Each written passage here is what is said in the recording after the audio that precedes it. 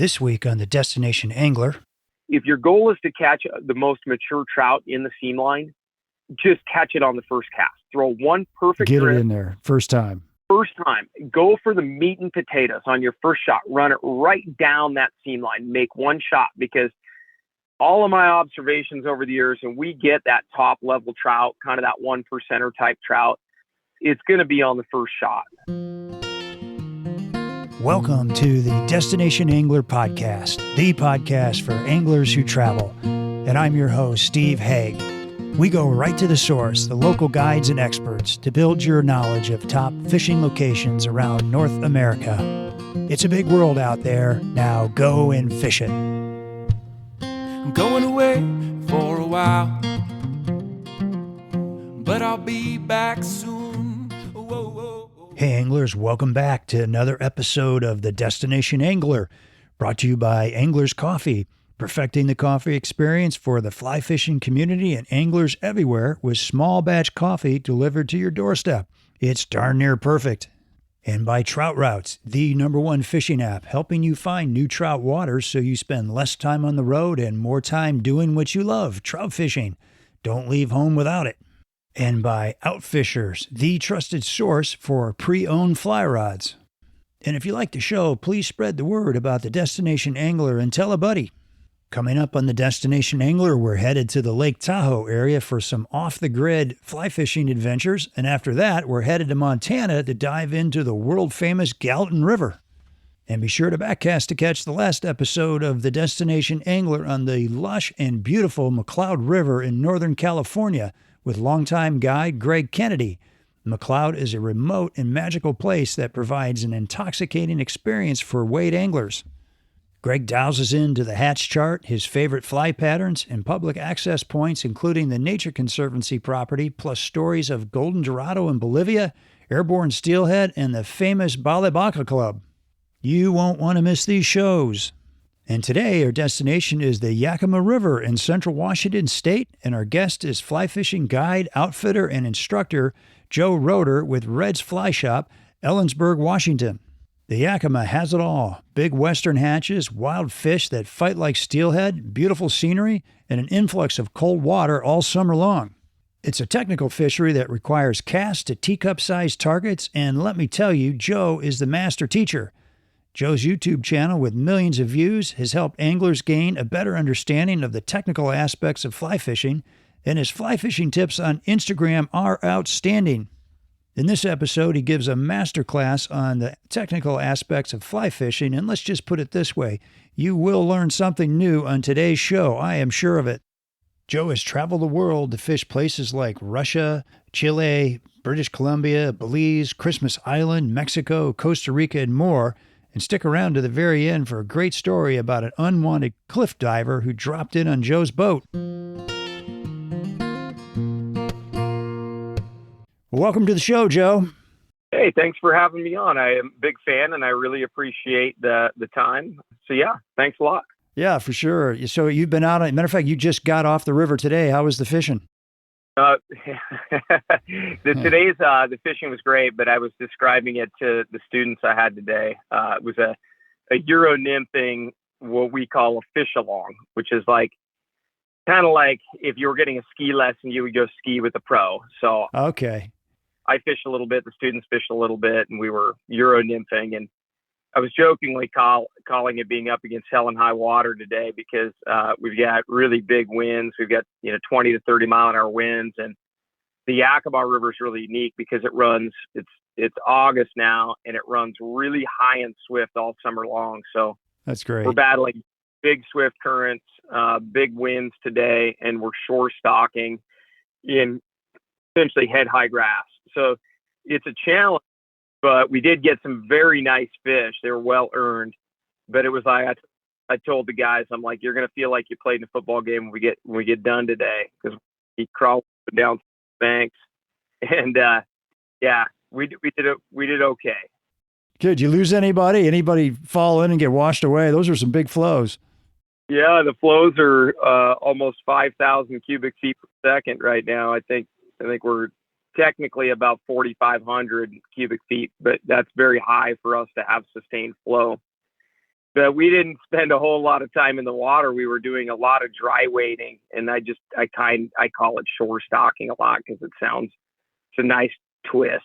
A lot of people, yeah, it's a good exciting term. We're shore stocking, so we weren't deep in the water a lot today. We were fishing right off our rod tip a lot, which lends itself to the Euro nymph fishermen because a lot of our fish are living right up against the cut banks that we have, and we fish these long grassy cut banks of real swift water, and the fish are just taking refuge from the current and the sun up under those cut banks. So we're dipping nymphs right over the edge of the cut bank, and it's very empowering for the do-it-yourself angler to be fishing on that short line and catching fish and being successful. It's great for Euro nymphing, while most all other anglers have kind of written the Yakima off as a do-it-yourself fishery this time of year. These folks are coming out, getting a little coaching, getting some ideas and some guidance, and then they're going out and having great success and becoming very capable and strong do-it-yourself anglers. So I really enjoy putting on the course or the clinic that I love seeing people excel. That's great. I'll be right over. That sounds awesome. I'm sure I can learn a lot from you as well. So I was looking at your YouTube channel, and wow, 12 million views. That's incredible. And you've been doing that since when?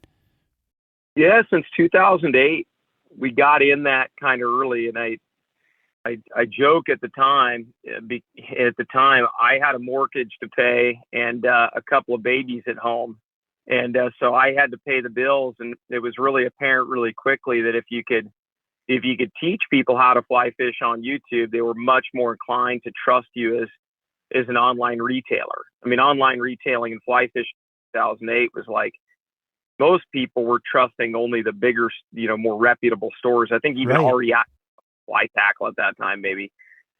So to be a little shop in Eastern Washington and convince somebody to shop online with you is a little bit of a challenge. And so you'd validate yourself using YouTube. And I was trying to pay my bills and wasn't afraid to get in front of a camera and teach what I know. And it has worked out really well. Yeah, you're good at it. We'll come back to that because I want to ask you. I was kind of browsing through it this afternoon, and I've got some questions for you, some things I heard you say, and I thought that's super interesting. So we'll come back to that. I wanted to ask you, Joe, so you fish in a lot of really cool places around the world. Tell me about Christmas Island. Like, where the heck is Christmas Island, and what's it like to fish there? Well, Christmas Island is in the process of kind of reopening post-pandemic. So it's a topic to discuss because there's going to be a lot of trips going to Christmas Island in the next couple of years. But Christmas Island is essentially 1,200 miles south of Hawaii at 3.5 degrees north latitude. And it's an atoll out in the middle of the Pacific, very remote destination. It's a less developed, I don't want to say undeveloped. I don't think that's a complimentary term to say third world or undeveloped, but it's just a less developed, technologically developed country. Very small, and a wonderful Pacific Ocean flats fishery. So it's an atoll, and the internal portion of the island, it's not really an island like you would think about, like a blip in the middle of the ocean. It's actually like, you could envision kind of a volcano crater with flats fishing in the middle of that volcano crater, for lack of just a description. It has miles and miles and miles of these beautiful flats, these like white sand, a mix of white sand and coral flats. Yeah. Inside the island. So the island is kind of a rim or a C shape that's almost cooked, actually. And it's a wonderful fishery for bonefish and, several species of trevally and lots of species. But what a lot of anglers like about Christmas Island is it's essentially all fishing on foot. Okay. You're not being pulled in a flats boat. You're walking, and there's a lot of opportunity for having some skin in the game. That if you're with a guide, that guide might be managing a 2-to-1 guide to angler ratio. So you spend, say, 50% of your time kind of wandering off by yourself. And for anybody that's bonefish knows spotting bonefish is tough, and you're new to it. And I think that's one thing that's so endearing about Christmas Island is when people catch a bonefish that they spotted, they made all the decisions. They made the cast. They decided how fast to move the fly and when to move the fly. They catch a fish. That's rewarding. Yeah. And people who go to Christmas Island, you'll hear them speak so endearingly about the fishing there. And I think part of it is half the fish they're catching are whatever percentage of the fish they're catching. They're responsible for their own success a portion of the time. And Steve, you get a lot better at spotting fish and seeing fish and fishing when there's no guide peering over your shoulder and it's all on you. Yeah. You can Right. no longer be relying on that guide to just say, hey, 11 o'clock, 30 feet. And you're barking at you. And you're essentially blind casting. All you're doing is casting 11 o'clock, 30 feet, and you get a bonefish. And some people feel pretty good about that. But unfortunately, those same people have missed out on maybe the most exciting portion of being a bonefish fisherman, and that is spotting your prey, executing an excellent shot at said prey, and then capturing it. And there's a lot to be missed when you don't spot your own fish. Folks, there you go. Save your money. Head to Christmas Island. Sounds pretty amazing. It's a pretty affordable trip because the accommodations are extremely humble, as people listening to this Is that right? will let you know. All right, there you go. So maybe my wife wouldn't come with me on this trip. I don't know. I would be willing to bet that if she's getting on an airplane and going to a tropical place, it's not going to be there. It's not going to be Christmas Island. Yeah. I'm trying to convince her to go to Belize, and I've got some island spot that's pretty much for fishermen. I don't know. I'm going to have to work something out there. So anyway, well, hey, let's switch gears and let's talk about great state of Washington. So you're fishing the Yakima, which we're going to get into, but I'm curious. Give me an overview of the area. What kind of fishing are people doing in that area, Central Washington there? Well, we have a little of everything. For people that, when you say Washington to people outside in other areas of the country, they think about like several things, right? They're thinking rain. They're thinking rainforest. They're thinking big tree. Right. They're also probably thinking salmon and steelhead, which is great. Nirvana and the Seattle Seahawks. Maybe Mount Rainier too. Yeah, there you go. We're so far from that, not geographically, but we look a lot more like, South Central Idaho. We're in a desert landscape where we're at. Technically, it's like a shrub steppe landscape where we're right on the foot of the east of the Cascades. I'm looking at the river right now, and we're rimmed with like desert basalt canyon and sagebrush. It's very arid here. We get about 9.5 inches of precipitation a year here where we're at. But if you go just 50 miles, as the crow flies 50 miles west, you're at the crest of the Cascade Mountains. So it's a very diverse area. And the Yakima flows off the east side and then runs into the Columbia. And then the Yakima has a good number of tributaries that are quality trout fishing as well. But we have salmon and steelhead fishing. I mean, modern spey casting was really born in Washington State on the Skagit River.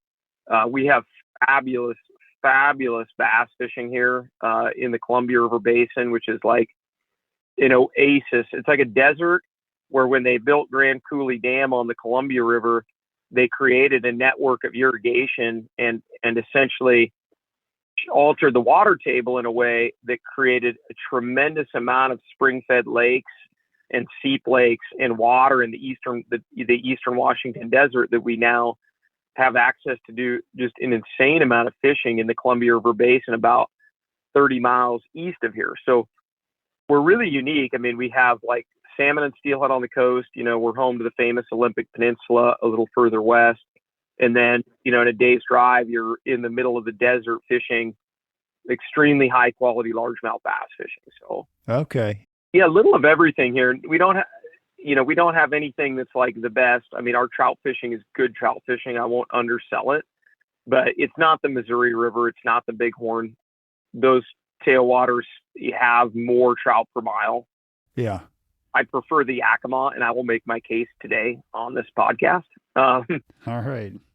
The Yakima is a very big wild stream. It doesn't have the trout population of the others, but that's kind of our home base. Then we have some tributary fisheries that are outside the Yakima. Well, all right, so talk about those tribs, because it looks like there's dozens of tributaries, but from what I was reading, there's just a handful that you really want to focus in on. Are you willing to share a little bit about those?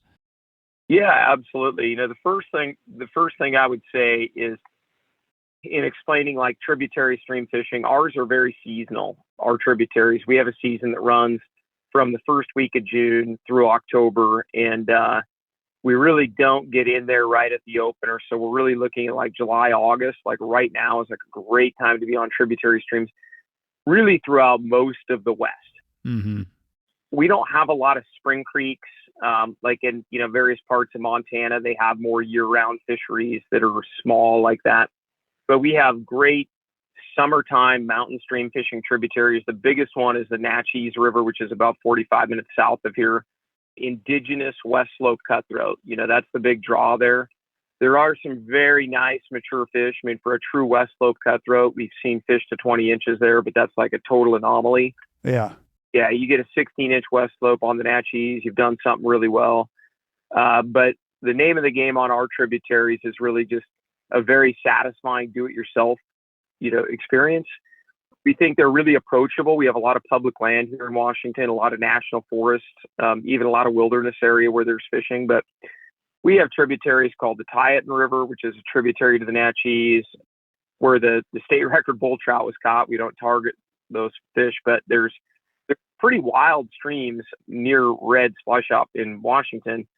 And then we have a river called the American River, which is about as pretty a place as you could ever fish. Another tributary there, the Bumping, the Little Haigh, a variety of creeks. And then we have the Teanaway River and the Cle Elum River. And then there's lots of little mountainous tributaries that we fish as well. So okay, we got a variety of the walk and wade stuff. And like for listeners that maybe you're kind of in that beginner and intermediate phase, like I would just say, like, I've been doing this 23 years and I have teenagers that love to fly fish. Thank the good Lord they love fly fishing, because we have some great time spent together. But don't overlook a lot of those smaller tributaries that have smaller trout, because it really will help you become a very, very good angler when you can break up rivers into smaller pieces where the water is much more legible.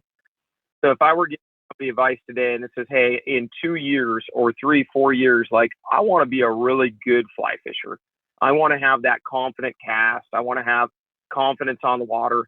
I would say, not lowering your expectations, but filtering your expectations to go to pretty places that are maybe a little bit more accommodating for reading water. Like what I did today, on the Yakima River in high water, that's like double black diamond skiing. It's like, it's for a select few that have kind of been there and done that and done a lot of other things. But those small streams, and for honing skill, get a little rod, go play small ball on those mountainous tributaries. No matter where you live, that's a great place to spend some time and get good at fly fishing. Well, and you have success. Like you said, you go find some smaller trout. They're probably not as smart. You're probably catching, your catch rates are a little higher, and you learn from, success. Like, hey, there was a trout in that seam. I just learned something, I like that idea. Hey anglers, are you looking for a darn near perfect cup of coffee to start your day? Then do yourself a favor and check out anglerscoffee.com. That's right, Anglers Coffee is made by anglers for anglers, delivered to your doorstep, one batch at a time. They start with the very best coffee beans selected for their great flavor and responsible growing methods. Then each batch is roasted fresh daily. The result is a wide selection of roast styles that will satisfy the most discerning coffee lover. And now you can enjoy Anglers Coffee anywhere, anytime with the Dry Dropper single-serving coffee in a tea bag. Just add water. And this isn't your mother's instant coffee. It's a single serving of carefully dark-roasted, fresh ground and nitro-sealed coffee. A percentage of each sale goes to some great nonprofit organizations that directly impact the fly fishing community. So head on over to anglerscoffee.com to check out their great selection of coffee and the organizations they support. If you're not 100% satisfied, they'll give you your money back, no questions asked. That's Anglers Coffee. It's darn near perfect.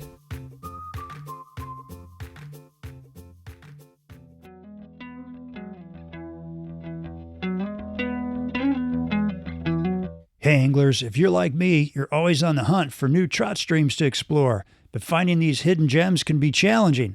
Well, not anymore, because there's a new app I highly recommend called Trout Routes. Trout Routes has mapped out every trout stream by state with detailed access maps for every stream. They have over 15 different map layers with hundreds of thousands of access points, color-coded stream ratings, public land, and more. Just this spring, I was in the driftless region of Wisconsin, and man, was it awesome to have the Trout Routes app on my phone to help us do some exploring. Trout Routes made it so easy to find new water and access points that we never would have known about. They also have local fly shops, the ability to take notes, and even local stream regulations, and you can download maps for offline use as well. Today, Trout Routes covers 25,000 trout streams in 33 states, and they just added Arizona, New Mexico, and Arkansas, with Utah and New York coming soon.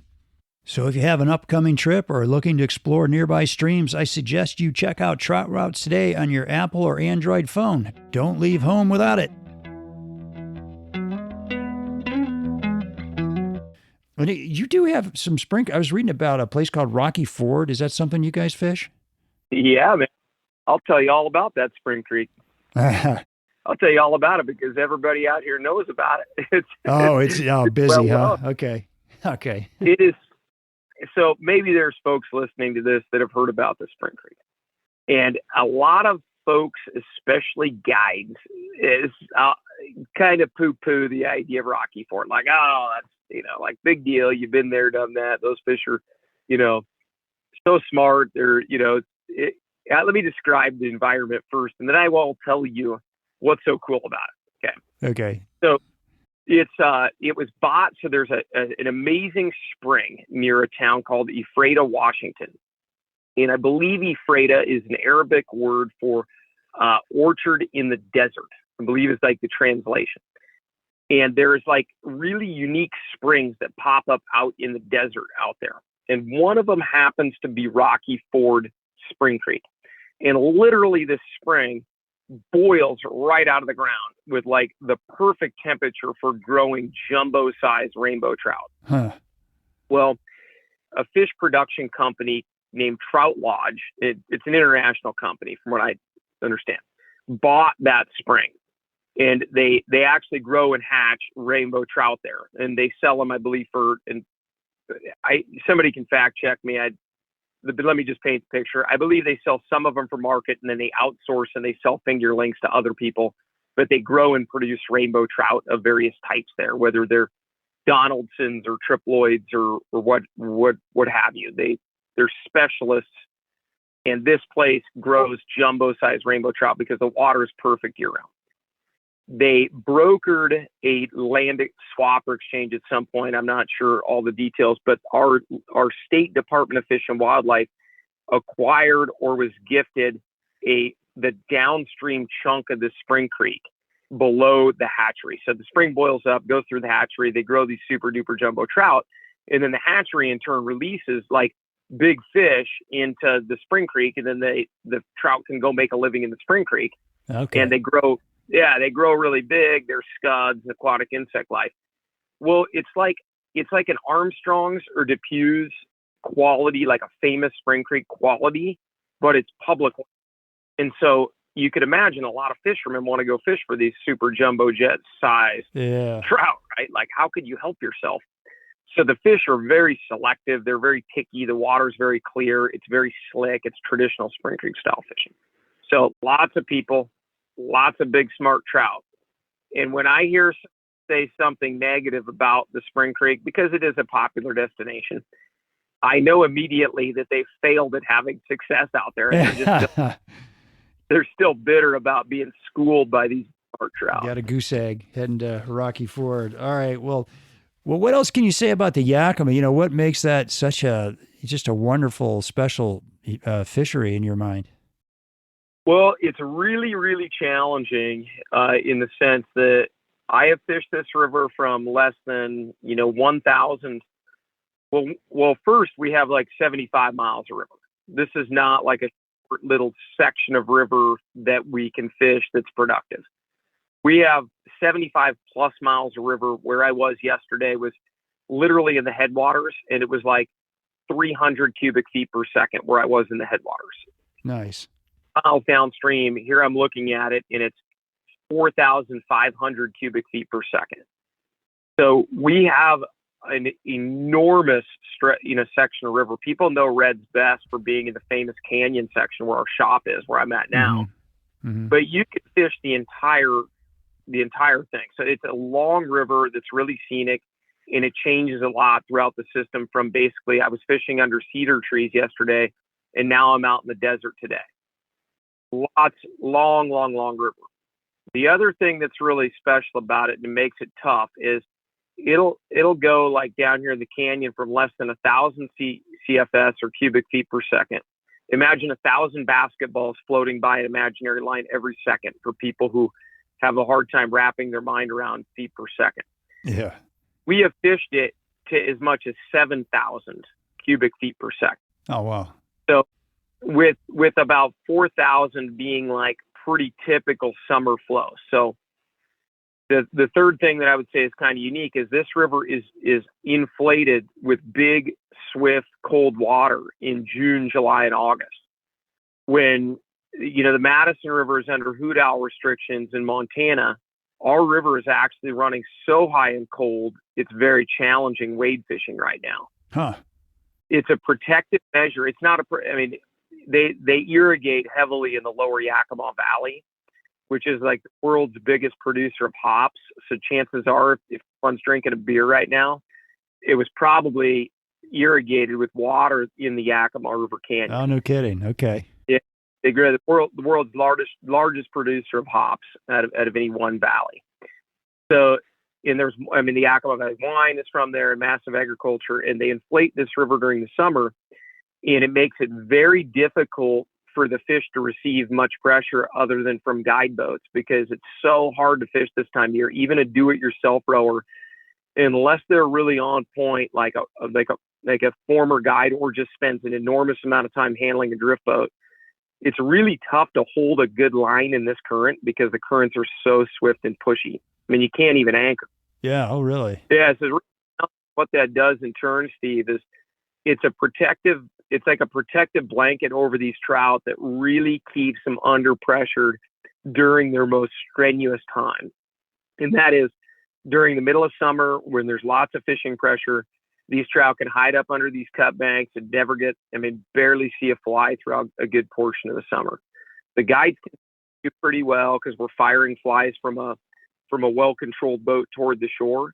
But the wade fishermen really have a tough time. Like I said, we were up against hell and high water today wading. It can be done with a little bit of mentoring, but it will never get the pressure that a lot of other really popular Rocky Mountain streams get, because we're just unique in the sense that we have so much water in the Cascades. They can pack these reservoirs full in the spring, and then they can release a steady stream of high cold flow all summer. And so, okay. Yeah, our trout are just so strong and vibrant during the summer. They're hotter than pistols.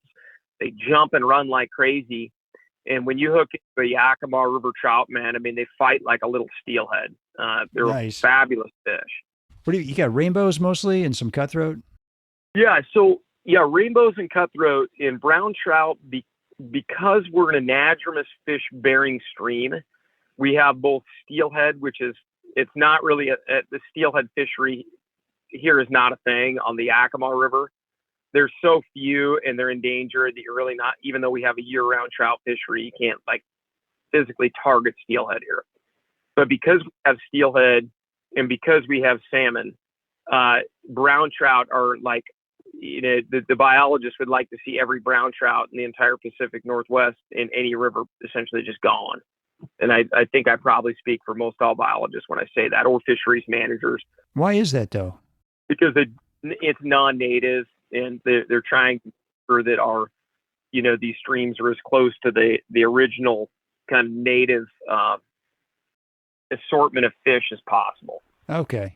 Kind of a decision they're making. Okay. So no brown trout. We have West Slope cutthroat, we've got rainbows, and we've got the beloved mountain whitefish. Okay, there you go. Hey folks, super excited to have a new sponsor on the show. They're called Outfishers, and they buy and sell pre-owned fly rods at a discount. They have all the leading brands such as Sage, Hardy, Scott, Orvis, Loomis, Winston, and more. And what I really love about these guys is they have thought of everything so you can buy with confidence. First, they certify every rod with a 100-point inspection. Then they clean, test, and rate each rod on a 1 to 10 scale. Then they photograph every rod so you know exactly what you're getting before you buy, including any chips, scratches, or scuffs. And what's really cool is they offer a lifetime warranty and a 30-day returns policy with free shipping. So if you don't like your rod for any reason, you can return it within 30 days, no questions asked. Sounds like a pretty cool idea to me, so head on over to outfishers.com to check them out. And tell them Steve from the Destination Angler sent you. That's outfishers.com, the source for pre-owned fly rods.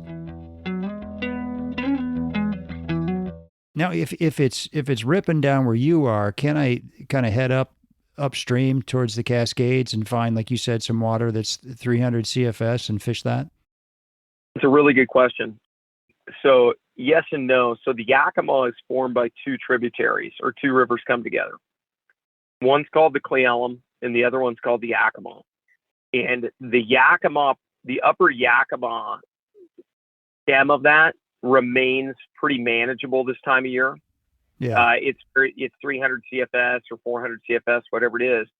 The Cle River, however, it comes out of just this incredible mountain range, and it has a huge impoundment that is an irrigation. It's an irrigation reservoir, so it's not designed to produce power. They hold water at the foot of the mountains right there, and then they basically drain the whole thing most seasons. Let's say this year, I don't think they'll have to drain it because we had such a wet June. The Cle River is just absolutely ripping, like crazy fast and high. Most of our water right here is coming all the way from the headwaters. Okay. So the answer is yes and no. You can go upstream and there's a little piece you can get out of it, which is where I was yesterday, just doing something a little bit unique and different with my guests. But really, we're seeing massive water coming from the top down, and it's so counterintuitive. There's actually more water up there than where I'm at down here right now. If you go upstream, gosh. Wow. Yeah, because they divert some of it for agriculture on the way down. And you got reservoirs all the way down too, don't you? Yeah, well, we have technically 4 reservoirs in the headwaters, but no, you can't really get above the flow. There's a little piece of water you can get above the flow, but I would just say, like, picture this thing just running super high, swift, bank full from top to bottom. But here's like the nugget, man, for folks that are listening, like, hey, you know what? I would love to plan a trip to that river. It's not heavily pressured. It's really cool. It's beautiful, all that good stuff. Great rainbows. We undergo what's called flip-flop in around Labor Day weekend. And because this river can't run high like this all year. So right around Labor Day weekend, the irrigation demand slows, and they can get water somewhere else downstream from here. And so this river begins to drop. Now, you picture a big rainbow living up under a log jam under a raging torrent of water. And that big rainbow's living down there, and it's just a rock hard tank. It hasn't been caught all summer long. Eating crayfish, it's eating sculpin and big stonefly nymphs. We have killer stonefly hatches here. And that thing hasn't been caught all year because the water is just racing past them. So you could throw a dry fly at them. No thanks. You can't get a streamer down to them. You can't get a nymph down to them because it's just log jammed up. There's no way to get it in there. Yeah. Well, all of a sudden, that water pressure, the elevation too, but mostly the water pressure goes to like 50% over the course of a week. It's just not pushy anymore. Now that big rock hard tank, that trout that's just all muscle, has been living down there, not been caught, been enjoying the high cold water all summer. All of a sudden, a Chernobyl ant or a grasshopper comes wandering over him after that water pressure has decreased. And now that fish is vulnerable to dry flies, to nymphs, to whatever you're going to fish them. That water pressure has been. So there's really like a week of fishing there right at the end of August and early September. And depending on the rate of drop, I don't want to create expectations that are unrealistic, but it's something you want to know, like listeners of the podcast. Like if maybe you have a drift boat and you're like, you know what, I'd love to road trip out there. That river sounds killer. It is killer. I'm telling you what. Yeah. That time frame, that flip-flop time frame, man, if I'm planning one, 4-day trip a year out to the Yakima, that's the time frame I'm planning for it. That's the week to go. Is it a pretty sudden drop? I mean, do they kind of shut it off, or does it take place over several days or weeks? Yeah, Yeah, it really takes several weeks. And what ends up happening is go to about, by mid-September, we're at about 50%. By the end of 50% of the original volume. By the end of September, man, we're like 25%, 30% of the original volume. So Okay. they drop it pretty hard. And if they go too fast, it can be a little shocking to the trout. But on the front end of that drop, man, there's going to be a few days in there that are like really special, because if you're with a guide or you have your own boat, we float, and we, like in the Yakima Canyon here, we have like 19 miles of cut banks, both sides of the river. Wow. Just pick the side you want to fish, go throw your grasshopper 6 inches from the bank on either side. Every cast has a chance, because those fish all push up under the banks. And so it makes it, I have never seen another river as unique as that for like a really cool dry fly fishing experience. Most rivers, you float down them and you're like, it's gravel bar, gravel bar, gravel bar. Oh, here's a riffle. Let's throw it out in the middle of the hole. And frankly, that's like, all fishing's cool, but that gets boring after a while. The Yakima, man, you feel like a fighter pilot, like knocking out targets, like the boat's moving pretty good. And you've got like these targets you're acquiring and try to snipe out, like with a drop against the bank all day, like thousands of casts. All of them are gamey, and you're putting it right up against the bank. I love that. That sounds great. It makes it really unique. Yeah, really unique dry fly fishery. So like, people are listening that have boats, they want like this really cool and unique experience, or you think you're a pretty good dry fly caster. I mean, just come out and experience this. Yeah. Some of you will be pretty humbled on what it's like to hold a hopper 6 inches from the bank or less and hold the drift against the shore, because you need lots of little hook casts, lots of little presentation casts and tuck casts. Like, I mean, you have to be able to throw English into your cast, not like a traditional reach cast, because you can't bring enough velocity to the bank to get your fly where it needs to go here. You have to instantaneously put those flies in there right against the shore and throw little positive and negative hooks left or right to get that fly to hold the line. What do you mean, like hooks? Say more about that. Like, yeah, like a hook cast is like an overpowered curve is like, you're really like, you're throwing like one, extremely high speed cast where that fly hits the water before your tippet, before your leader, and you're kicking under velocity. You're kicking that slack to one side of the fly or the other, depending on the seam, so that the fish actually physically sees the fly hit and it makes an impact. It sends off round rings upon impact. That's a big deal for dry fishing, especially with terrestrials. If your line hits and it throws off rings, the fish have seen that. It doesn't really look like food, but one individual plop of that fly is like very representative of what they've seen when a bug lands on the water. It's relatable to the trout. They understand that that's what food does when it hits the water. And if I had $1 million to throw one dry fly cast and catch a trout based on all the hundreds of thousands, if not million presentations I've seen, I would absolutely let the fish see my fly hit the water. I wouldn't try to drift it in from high above. Oh, interesting. Yeah, food that drifts in from high above, a big mature trout doesn't understand the origin of where that came from. But if you can show a mature trout, a 6-7-year-old trout, where its food came from, and that could be dropping a hopper in and making it land just right and selling the whole story. It could be bringing a sculpin up from the bottom, which is a huge, like learning to fish a screamer on the scoop is like a really important thing. Or Euro nymphing, where you actually physically bring the nymph and you break that nymph off the bottom. The trout doesn't suction your fly off the bottom when Euro nymphing. It sees the fly pop off the bottom and break its grip, and then it grabs it. Right? Like when you throw these hook casts, you've really got to like bring the fly in with velocity so that you make an impact. The fish can hear it and see it, and it's believable. But you have to bring a lot of velocity to it because these currents are so swift, and we're tucking them up underneath canopy and up against the bank a lot. Yeah. I'm trying to picture, Joe, like how you, that kind of a tuck curve cast with a hook in it, like how that actually puts slack in the line. I'm trying to visualize that, because when I do those like curve casts over my left or right shoulder, the fly line will curve a little bit. It's usually, the line's usually pretty tight, but you're getting some slack in that leader. How's that happening again? Well, yeah, I mean, I think we're probably both talking about the same thing. So we've got like an indirect path to the fly. We've got a big C shape, for instance. Yeah, so we're talking about firing that in on a curve or a hook, but bringing it in, really the rod's desire to be straight will make a. Okay, we're getting down to the weeds with this technical casting stuff, and I could go on for hours. But Let's do it. yeah, I want people to understand this. Like like if you go to the Missouri River and you're throwing 40 or 50 feet with a size 20 trico, you have to throw those physical reach casts to hold that drift long enough in those seams. In an open water situation, that's a compound motion where you make the cast and you're physically putting a big reach bend into it in the air. Yeah. That works for open water scenarios. What I'm talking about is really throwing a very short, like 25-foot high velocity cast, bringing the fly very almost aggressively to the water so that I can stick that landing exactly where I want, because I need to hit teacup-sized spots.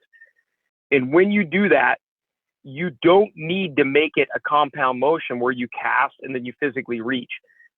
A modern graphite rod's desire to be straight will actually rebound and whiplash back to a straight position and will put those reaches in there for you.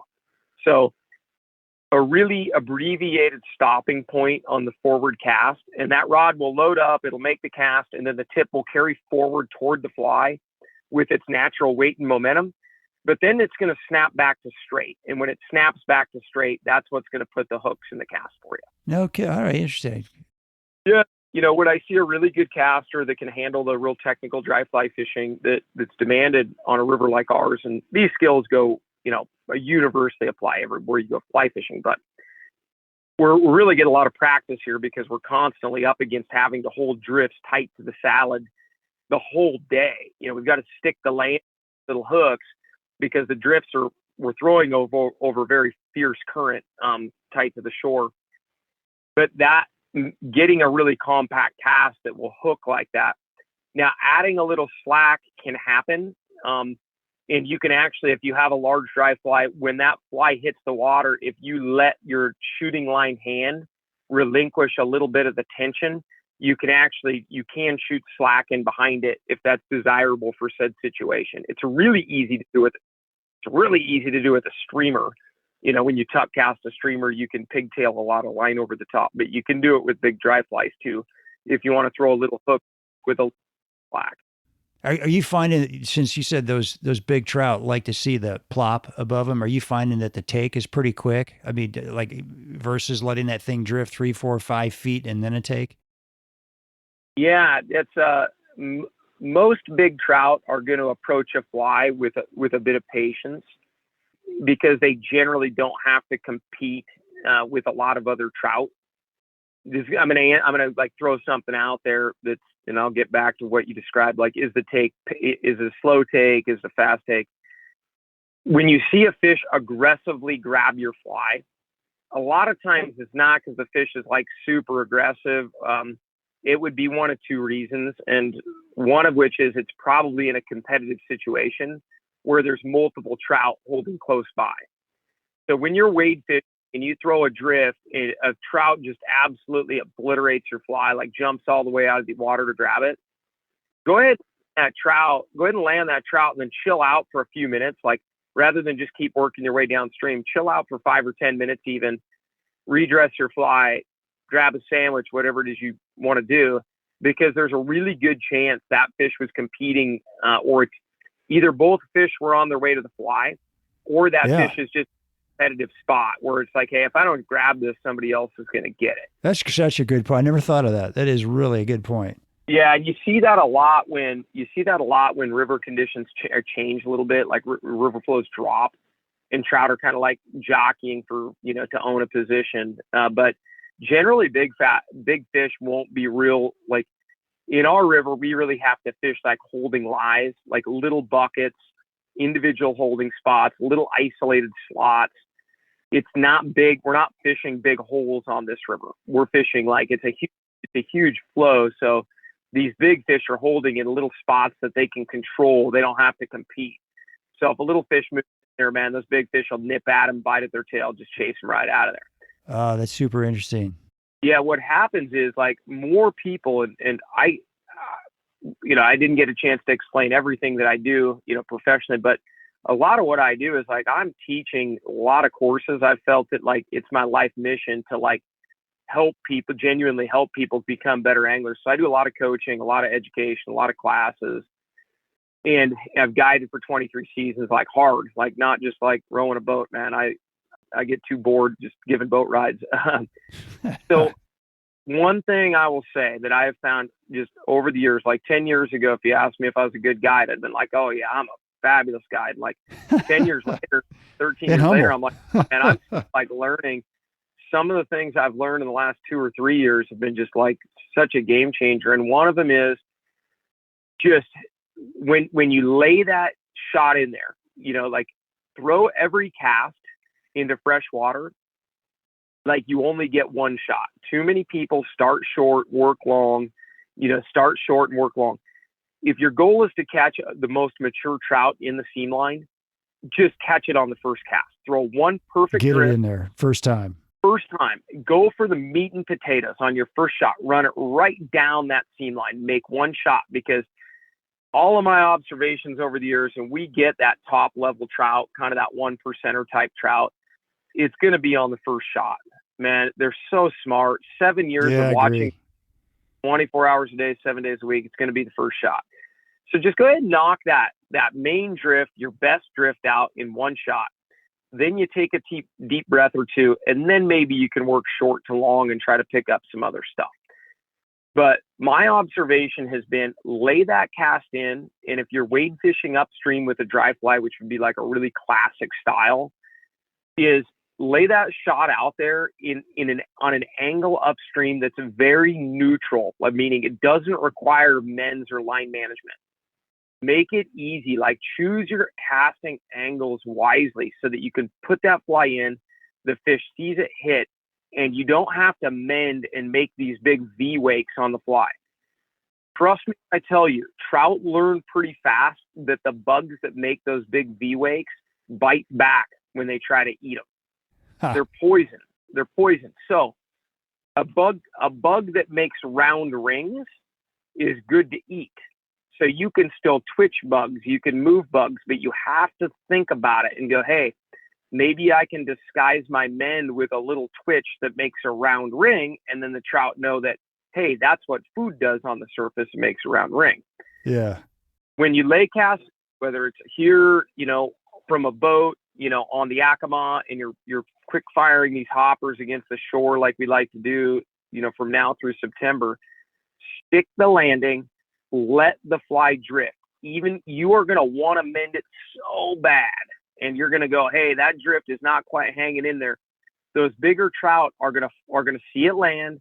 They're going to be very methodical. They're not going to waste their energy or their breath. They're going to float back on it, and they're going to be very slow strikes. When you sell it on them and you keep it in softer water where they want it, they're going to float back on it. So you have to refrain from mending.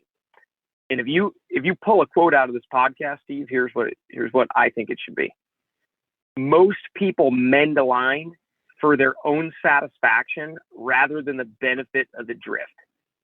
They mend to make it look perfect because they feel like they want to make it look perfect. If I just mend it, it's going to look great. Most mends turn fish off rather than turning fish on. Yeah, where you're mending, that's not where you're going to catch the fish. Like when you just mess up your cast because you just mend it and jerk the fly 3 feet around or something. Yeah, be wise with your casting angles. Cast into neutral seams. Position yourself in a way that you can cast a neutral seam. Learn to reach cast. Learn to throw little hooks or tuck casts or manage black lines so that we can put that fly in there without large disruptive mends. When you do need to make mends, you need to try to disguise your mends with something that would be tolerable as natural movement. A little skitter mend. A little indicator nudge so that the indicator doesn't make a big whoosh on the surface. Yeah. When a thick bobber or an airlock indicator makes a big whoosh on the surface, every fish within a few feet are going to look up at that indicator and go, oh, what's that making that noise up there? They're going to be distracted. Yeah. Yeah. People can continue to to fish the way they are, making the big whoosh and V wakes with the dry fly, like in catch fish, they're going to have a great time. They're going to be successful, but there's going to be some fish that they miss out on that are going to be those top tier trout that just are a little bit harder to catch. And when you give yourself a few little edges multiplied over the course of an entire fishing day, there's going to be a handful of hookups that are more mature trout, a little bit more discriminating, that you're going to be able to catch. So I would say all of this is necessary to catch every trout, but I want people to start thinking about these things. After all the guiding and angling I've done, I've realized that there are some little things that we can do to stack the odds in our favor that aren't that hard to do. It's just good, clean angling. It's good, smart angling. Yeah, that's really cool. And just consider when you mend, whether you're mending for your own benefit, your own control freak, or because you think you're supposed to. Yeah. Yeah. Well, let me ask you this, because I was watching one of your videos and you were talking a lot about fluoro. So I'm kind of curious, do you use fluoro a lot, and what's your setup when you are using it? Yeah, fluoro is really helpful. That's, for anybody that's not totally schooled up on tippet, there's two fundamentally different materials, and one is traditional line. We just call it nylon or mono. I think there's a slight difference there, but for intents and purposes, we can say there's nylon and there's fluorocarbon. Fluorocarbon is dense tippet material. This is the tippet being the terminal piece of leader that is attached to my fly. That's the last piece. Tippet could be 100 pounds if you're fishing for tarpon. It could be 2 pounds if you're fishing a spring creek that's very clear water. Tippet doesn't matter the size. It's just the terminal piece. Fluorocarbon tippet is most commonly used for submerged patterns like nymphs and streamers, because it's very dense, it sinks fast, and it's not all that fiber optic. So it is lower visibility factor once it's submerged. Where I use fluorocarbon almost exclusively on my nymphs.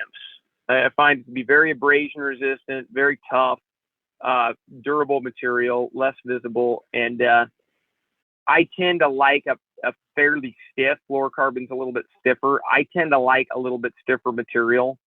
We fish in wind a lot, and I fish with a lot of tungsten because we're in swift currents a lot. So I tend to run fluoro. I run fluoro a fair amount, however, on dry flies. Oh, really? Yeah, even though fluorocarbon will sink, and then when you go to mend your dry fly, a lot of the time fluoro will pull that dry fly under. If it's sunk, it can't cast a shadow. In fact, just yesterday on a really spooky piece of water, and I threw our tapered leader out with nylon, and it looked like rope out there because you could see the shadow as it was perched up on the surface. And I threw about 18 inches of fluoro on there just to get that terminal tippet to sink and quit casting a shadow out there in the sun. But fluorocarbon can be really handy for those situations and very abrasion resistant. Okay. Well, let's talk about you for a minute here. So where are you from originally, Joe? So I grew up, you mentioned Mount Rainier. I grew up very close to Mount Rainier, just outside Mount Rainier National Park, in a tiny little town called Eatonville, Washington. And so I grew up about 2.5 hours driving from here. Wonderful little mountain town. Great if you like the outdoors. Grew up doing a lot of big game hunting, a lot of conventional fishing. Fly fishing was a total novelty. In fact, I'll share like a little history of how part of what inspired me to, get into fly fishing. But please. So outside Mount Rainier National Park, there were some high lakes that my dad and I liked to hike into. We'd do a lot of family hiking trips. We'd hike into these high lakes and throw a lot of spinners. We were probably bait fishing a little bit when we went there, but we went to the high lakes. We generally just threw spinners and little jigs and things like that on ultralight tackle spinning rods. And I can remember very specifically being at a lake called Lake Christine, just outside the park. And man, there were these beautiful fish cruising around this high lake, high altitude hiking lake on the edge of the wilderness. And these fish just were too smart, man. They'd follow your spinner a little bit, but it was just so hokey. And they would just swim around, just eating these bugs, just eating these insects all the time. And man, we finally, I think we caught one or two of them, and we kept, and I'm not either pro or anti catch and release. I think people should just follow the rules wherever they're at, and they can be the judge of whether they want to keep a few fish or not. But we kept fish back then. That's what they were somewhat designed for, because they were stocked there. But they would grow to be pretty old and get pretty good size, and we'd clean these fish, and of course, everything in their stomach was always bugs, and they were eating dragonfly nymphs and in this lake. Yeah. And thought, we need to be fishing these dragonfly nymphs. And so we went, literally, we came back like the next week, and my dad and I thought we had it all figured out. We stopped by the gas station because that's where we bought tackle, and we bought some Helgermites, like a rubber molded Helgermite. Yeah, right. And of course, we got some clear plastic bobbers, because that's how we were going to sneak up on these fish. We were going to throw a clear plastic bobber out there as we drug the bobber, across the surface of the lake, making a hell of a wake. And we caught a couple of fish on these rubber Helgermites, imitating a dragonfly nymph. But the fish were, we'd constantly spook them with those big rubber bobbers and whatnot. Eventually got a fly rod. It was a $29, the whole setup, rod, reel, line, everything was $29 from Kmart. Kmarche was, a big sport store to me back then. And so got the Kmart Shakespeare special and got into fly fishing that way, and used that rod, through my youth. But we started going to a lot more beaver ponds and sloughs and high lakes where flies were advantageous. So my dad never really took off for him. I mean, he was ingrained in his program, but for me, I saw fly fishing not as a novelty or something neat or cool to do. I hadn't seen a river runs through it. There was no YouTube, there was no Instagram to make it look neat. I just felt like it was an advantage, on a lot of these mountain streams that were not appropriate for throwing spinners and things. And right, I got good because I could leverage the advantage and catch more fish. And so for me, it was cool. Well, who sort of mentored you? Because it sounds like your dad was kind of into it and at least got you introduced to fishing. But then did anyone come alongside you and mentor you and turn you into this pretty darn good fly fisherman you are today? Yeah, I had numerous mentors over the years. One of them was my uncle, Sid Burns, that is one of the world's last mountain men. He lives up at the edge of the Glacier Peak Wilderness on a lake called Domkey Lake, up Lake Chelan. And if anybody's been there, put it in the comments. But he's kind of a legend. My uncle's kind of a legend, but he lives in the mountains up there at Domkey Lake. And we'd go up there every summer. We would ride a ferry up the lake and then hike into the edge of the wilderness and stay at one of his cabins up there. And I remember he had a bamboo fly rod, and the only person that could make that rod work was my Uncle Sid. All the kids, all of us teenagers that thought we were good fishermen would try to make this rod work, and it was like impossible to make it work, like literally impossible. Like it would just, like we would snap flies off, hook ourselves, it wouldn't go anywhere. And then my Uncle Sid could stand out on the dock and just so gracefully and articulately deliver a dry fly with this bamboo rod. It was like voodoo, man. It was like witchcraft. And so he eventually taught me the witchcraft, and he gave me casting lessons out there on the dock. Yeah. And there was a trout out there. It felt like 60 feet at the time. It was probably 20 feet. I was 13 years old. I remember this very vividly. And that cutthroat was kind of out there cruising around. Again, it was a high lake scenario. And he talked me through the cast, and I threw this big, like, bumblebee looking thing. It was kind of like a big gnat, back then they call them gnats, but it was big. It was like a bumblebee, like in size 12. And man, it took a long time, but finally I got that fly close enough to that cutthroat trout. Man, I'll just never forget that thing coming up and eating it, catching it.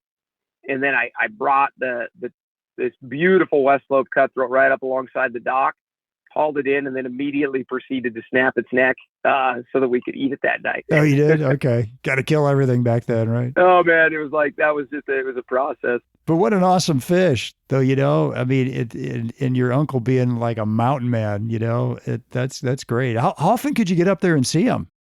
I was going once a year through my youth, and I've kind of fell. Just one, okay. like anything, get busy, and I'm raising kids now. My kids are all teenagers, and we haven't been up there in a long time. But yeah, and I had a couple of other mentors just step in, throughout life. And my encouragement for anybody is like, sometimes the littlest thing, like the littlest gesture of instruction or kindness in fly fishing can really help somebody. I remember a guy showed me how to tie a triple surgeon's knot by one of the local ponds here when I was in college. And I was like, man, I was like really struggling, and I got to chit chatting with him, and he showed me how to tie a triple surgeon's knot. My friend Chad, who's still one of my like good friends, he showed me how to mend. I mean, I was like, cause I had not been on a big Western river before. I'd always creek fished where you can just upstream dry fly and chuck it in there. Yeah.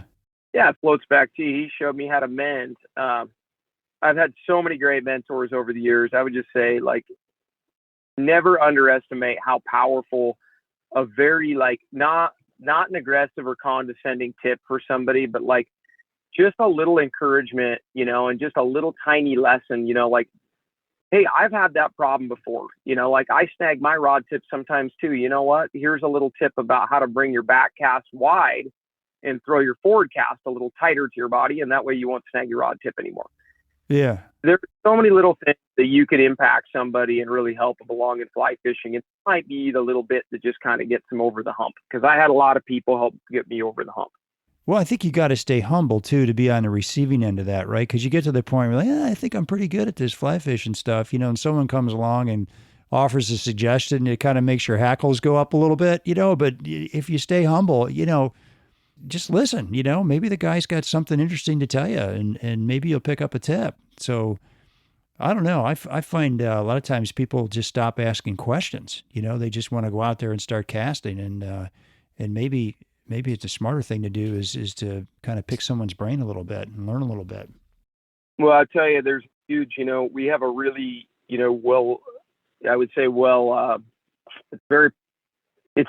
a very progressive program here toward education. We have people who come to us to get educated, and they sign up for a program that might take 4 years to complete. And they can sign up for a master's degree, which is like that takes 2 to 4 years, like for people to do all of these courses that we think people should do. And I see a huge difference between somebody who comes out for a guided trip and somebody who signs up for like one of our, like a technical fishing course.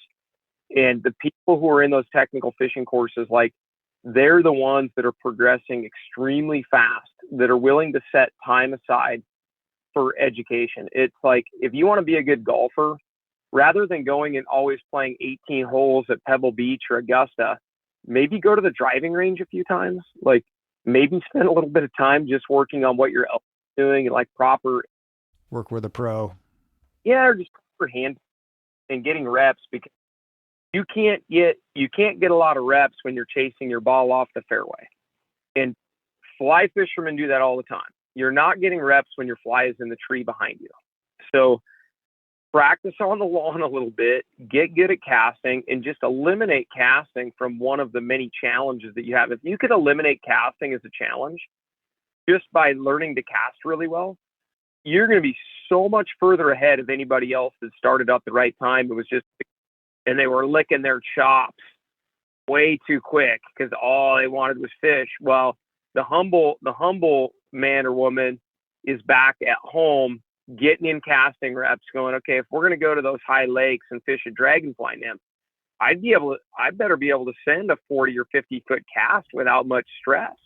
Like, that's got to be something that I can do. And when folks eliminate all the stimuli of the fish and the fishery and the fishing and just focus on casting, their progress is, I swear to you, Steve, it's like tenfold.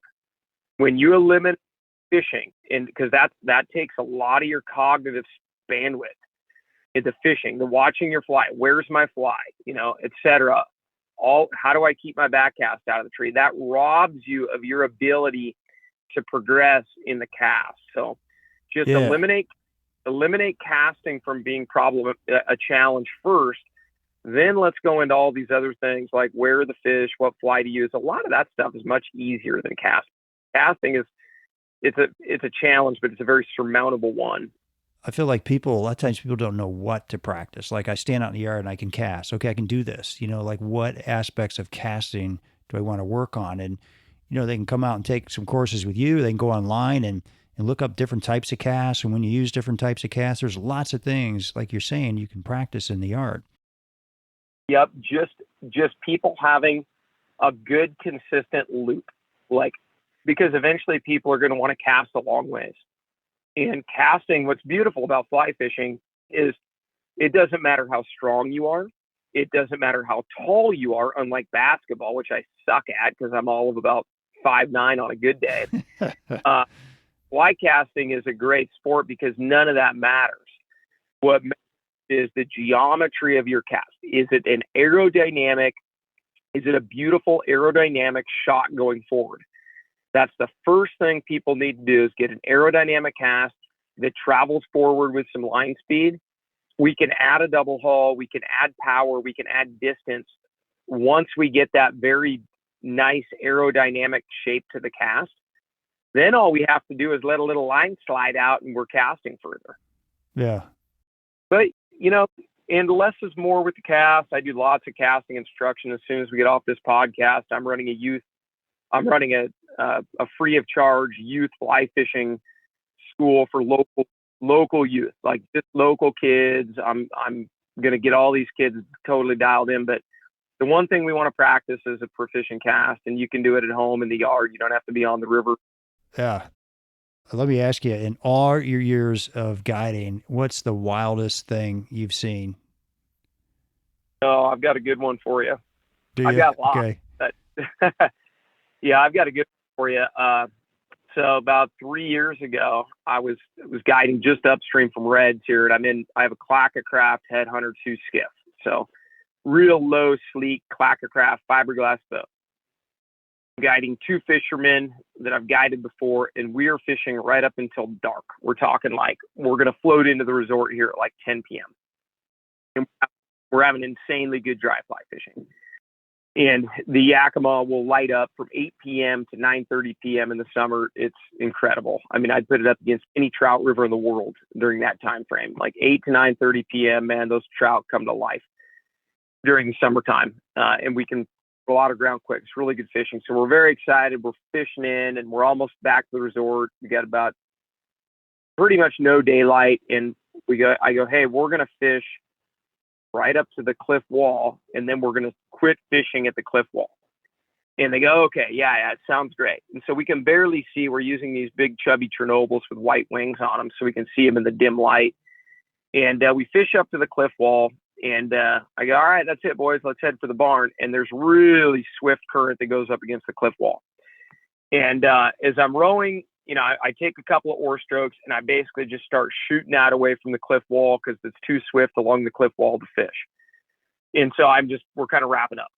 And I look up on the cliff wall, and there's a gal sitting on the cliff wall, and it's pretty dark, but she's watching the sunset, like drinking a beer on the cliff wall, looking west. And then I hear, like, up on the cliff wall, it's about 40 feet up. I hear, like, kind of a whoop and, like, footsteps up on the cliff wall. Oh, and man, I look up in the sky, and out of the midnight sky, dude, this guy comes leaping, brutal leaping, not like a little plop off the cliff, like he'd gotten a big running jump and was jumping a long ways off the cliff. And man, I look up and I go, this guy's coming in the boat. And, so, what? Man, I remember it like it was yesterday. Like all these thoughts went through my head. I look up and I go, I was really tired because I'd been guiding quite a bit. And I go, nah, this is a dream. I go, man, this is going to be weird. I'm going to wake up, as soon as he lands. And then I go, nope, not dreaming. I go, he's coming in the boat. And then I'm like, no, he's going to hit a little short. And then I'm like, he's coming in the boat. He's screaming at this point, like a blood curdling scream because he knows he's spotted you now. He's realized he's heading your way. Yeah, and he's heading our way. And man, I realize he's going to land on me, center of the boat, center mass of the clack. And I am thinking as soon as he's, coming down to me, I'm like, oh man, we're going to capsize. I've got 2 customers in the boat. It's dark. This river is so big and swift. Having people out of the boat in the dark is so dangerous. People who are probably going to be injured. I was like, man, we're going to have some drownings. This might be my day. You know, like he's going to land on me. I roll over in the fetal position and just kind of like up against the gunnel. There's nowhere to go. And he lands, I'm not joking, half on me, half on my rower seat. And he slams into the boat from 40 feet off this cliff. Oh my gosh. And, dude, it is so loud. I mean, it sounds like a 12 gauge went off or louder. It just goes boom. And it knocks me like I undergo like sensory overloads, shock, you know, whiplash, all this stuff at once. And so it takes me like several seconds to process what's going on. And he lands half on me, half on my seat. And immediately as I kind of come to, I'm like, oh my gosh, we didn't capsize. Like, this boat's upright. Like, I could not And you're alive. And I seemingly alive. And I'm like, oh my gosh, I'm like, I'm functional. My body's functional. It didn't snap my neck or my back. And I'm like, oh my gosh, I'm like, where's the guy? And he had fallen under, like, hit the seat and then got smashed through the back knee brace. Full grown man, you know, young man, but full grown dude. And he is squished in between the rower seat and under the knee brace. And man, blood starts kind of pooling up in the back of the boat. Oh, really? And, yeah, blood starts pooling up in the back of the boat. And he is just absolutely dead limp.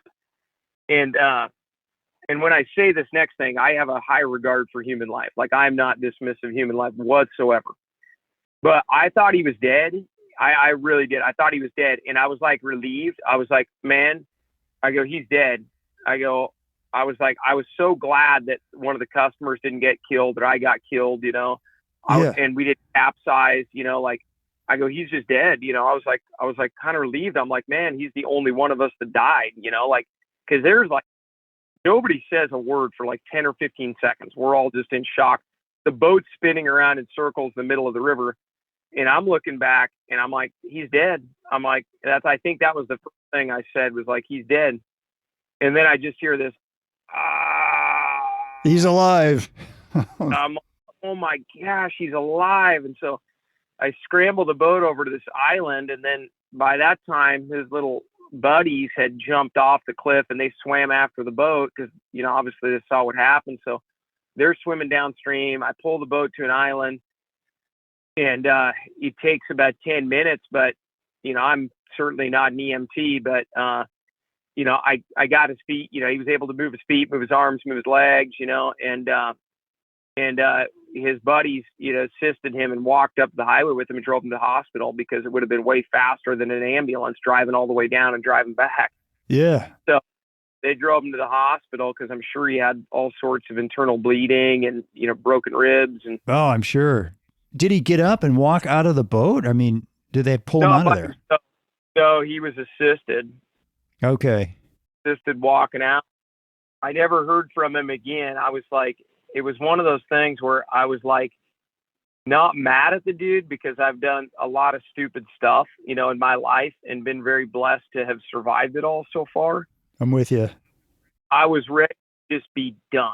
I'd been guiding a lot and I'm like, now I got a guy jumped off a cliff, landed on me in my boat. What else? But Joe, did you get a tip that day? That's what I want to know. Yeah, I believe I did. I told them that I rode the boat underneath the guy so that I was the only one that would get hit. Took the bullet for the team, right? Yeah, I was a little bit frustrated. Like I said, I wanted to get out of there. He knocked my Costa sunglasses off my head. So that bugger. Yeah, I was delighted to get back down. But when I rolled into the resort down here, there were people down here at the ramp, and they thought somebody had fired a rifle upstream. They heard it. They heard it. Oh my gosh. Well, all right. So real quick, because we only got a couple minutes left here on the show, I'd love to get your top fly patterns because this river is full of bugs, right? I've read you have like something like 7 different types of stoneflies on this river. Give us a quick rundown on that if you could. Yeah, you know, by name. And, you know, I'd be lying to you if I didn't want people to come shop at Red's Fly Shop. Jump online. I'll bet you a lot of people already get flies from us. So great fly selection. The Jiggy Pat stonefly nymph from Fulling Mill is one of my top choices. can check nymph that along the bottom. I can agitate it. I can twitch it along the bottom if I'm running a check rig. I can suspend it under an indicator. That thing is an absolutely killer fly. That jiggy pats. For me, that's a pat stone. Love that one. So as far as stonefly nymphs go, that one or the silly, like as in silicone stone from Rio with knotted legs, just trim the legs down a little shorter on the bigger ones to stiffen them up a little bit. And that makes it's an absolutely deadly stonefly nymph. Really, really like that fly. And then any of the Rosa's patterns from Fulling Mill, the Rosa's jig head stuff, from the mouse jig to the flurple, Duracell, violet tag, pink tag, all that Rosa stuff is great. We have such swift currents most of the season, from spring through summer, that the tungsten's really critical just to hold its position in the current. Not just to fly down, but like unweighted nymphs, even as a trailer behind a stone, they just get blown around by the current so much. The tippet's in control rather than the fly being in control. Yeah, yeah. So any of the Rosa stuff is great for the small nymph game. So those would be my like two top picks for nymphs. As far as dry flies go, like don't go anywhere without a Rio's dry humper.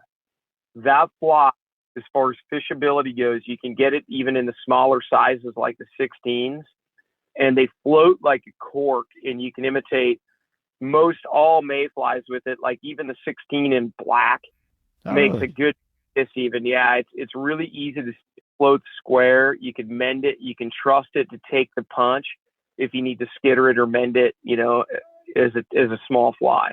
Okay. So get some of those. And then the Emma for a dry fly stonefly, if I had to choose one, it would be Emma's stonefly.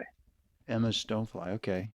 Yeah, Rio makes that one. We sell all of these. But yeah, stonefly is really good. And then as far as the streamer goes, the meat sweats would be the one streamer. If I was going to choose one sculpin streamer for the whole season, it'd be the meat sweats. The meat sweats. Okay. Sculpin. All right. I got you. Yeah, there's cat. I mean, those are the patterns I would say are kind of your core patterns. Okay. We have cat hatches and PMD hatches and Betas and March Brown and Drakes and all that other stuff. But those patterns are very universal. I think they would fish on anybody's river. But if you're coming here, those are patterns that I fish and guide with all the time. I got you. Love to get some pictures of these. We could put these out on our Instagram and Facebook page. People love to see that stuff. What do you think? Oh, absolutely. Yeah, that's a great idea. Okay. Yeah, absolutely. Or just crack open your fly box, like here's the box I use in June, here's the one in July, something like that. People love to see the flies out there. And I'm curious, are you having to go down to 5X, or can you get away with something a little stouter than that? Well, yeah, that's a really good question. Tippet size is a constant debate. There's been more arguments around a fly fishing campfire over tippet size than most anything else. I range quite a bit. It depends. Today we Euro nymphed with 3X, wow. which is crazy because the wind is so bad and we're dealing with the bank and some snags. So tippet size won't always be about water clarity. It won't always be about size of trout. It'll be really reactive to the environment that you're in for that particular day.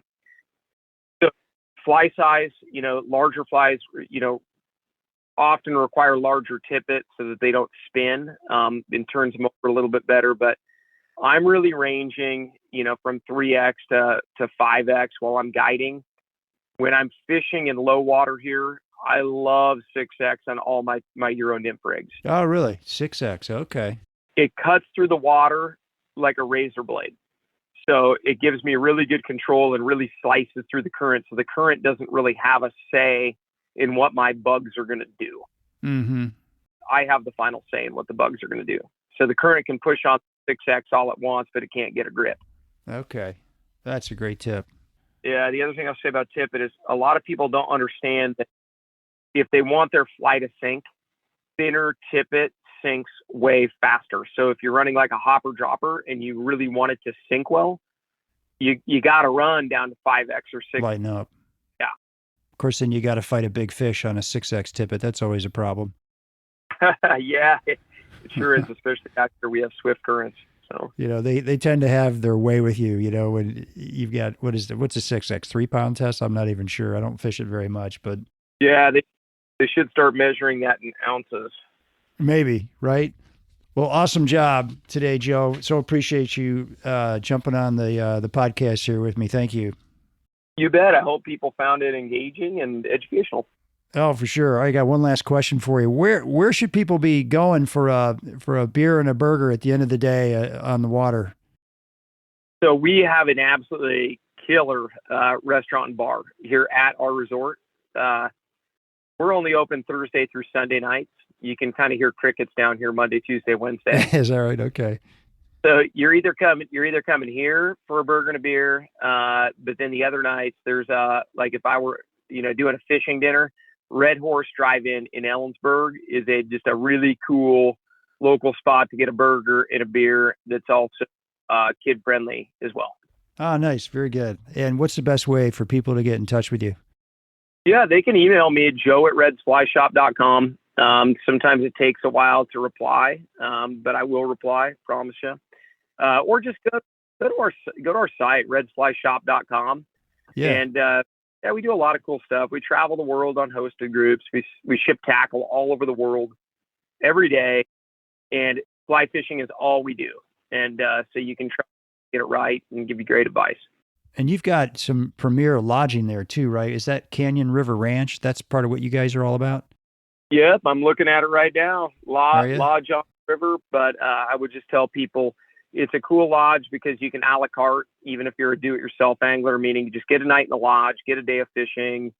You don't have to come for a week. You don't have to partake in, fancy dining if you don't want to. Yeah. But book your room well in advance. Like you would need to do it quite a ways in advance because it's only 10 suites. And so this time of year it's full. So just book it out here. Yeah. Well, Joe, I wish you extraordinary success in all your adventures to follow. I'm sure there will be many, hopefully not people dropping off of cliffs under your boat. And thanks, folks, for listening. And we'll post pictures of Joe's top fly picks on our Facebook and Instagram page. Love getting your comments, getting a lot of comments from folks as of lately. You can reach me DM on Instagram or at shaig50@gmail.com. Hey, if you like the show, please tell a buddy and spread the word. As always, our music is by Brothers Fountain. Hope you enjoyed the show, and we will see you again soon. Tight lines, everyone. Well, I'll go from the land to the shining sea. But I know there's more to life than what the eye can see.